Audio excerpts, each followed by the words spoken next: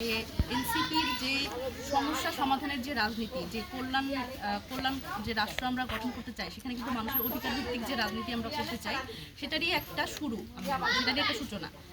এইখানে আসলে মানুষের রাজনীতিবিদরা যেটা করে, ভোট চাইতে শুধু সাধারণ জনগণের কাছে যায়, কিন্তু এর আগ পর্যন্ত তাদের সমস্যাগুলো শোনার জন্য কখনো তাদের কাছে যায় না। সুতরাং জনগণের সাথে রাজনীতিবিদদের যে দূরত্ব, এই দূরত্ব কিন্তু গত 53 বছরেও কাটেনি। সুতরাং এই জায়গা থেকে আমরা মনে করি রাজনীতিবিদদের সবচেয়ে গুরুত্ব দেওয়ার কথা জনগণকে, এবং জনগণের সমস্যা সমাধানের এই রাজনীতিটাই তাদের করার কথা।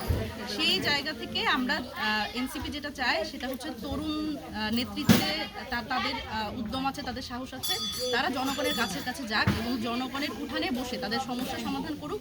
এবং আমরা বিশ্বাস করি এই সমস্যা সমাধানের মাধ্যমেই সাধারণ জনগণের কাছে পৌঁছানো সম্ভব। এবং তাদের আসলে আমি যদি বলি জনমত গঠন, যে সামনে যে নির্বাচনের কথা আমরা বলছি, এখানে আসলে মানে তরুণদের মানে রাজনীতিতে নিজেদের পরিচিত করানো বলেন, এবং সবকিছুতেই আসলে ভোট চাওয়ার জন্য যাওয়ার দরকার নেই। মানুষের সমস্যা সমাধানের মাধ্যমেই তারা নিজেদের পরিচিত করাবে, এবং এই সমস্যা সমাধানের মাধ্যমেই আসলে এনসিপির যে রাজনীতি সেটা আস্তে আস্তে গঠনমূলক কাজের মাধ্যমে তারা নিজেদের পরিচিত করাতে পারবে।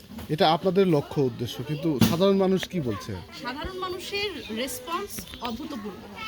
সাধারণ মানুষ আসলে বিশ্বাসই করতে পারে না যে কোনো রাজনৈতিক দলের নেতা এরকম উঠানের মধ্যে বসে তাদের সমস্যা শুনতে আসে। আমরা গতকালকে বদলগাছি উপজেলা, মহাদেবপুর উপজেলাতে গেছি, আজকে নওগাঁ সদরের একটা ইউনিয়নে আমরা উঠানের রাজনীতি এই কর্মসূচিটা পালন করছি।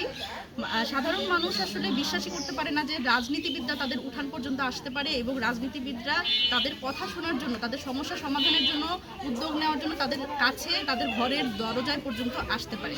তো এই যে রেসপন্সটা, এটা আসলে আমাদের খুব অনুপ্রাণিত করছে এবং আমাদের উৎসাহিত করছে।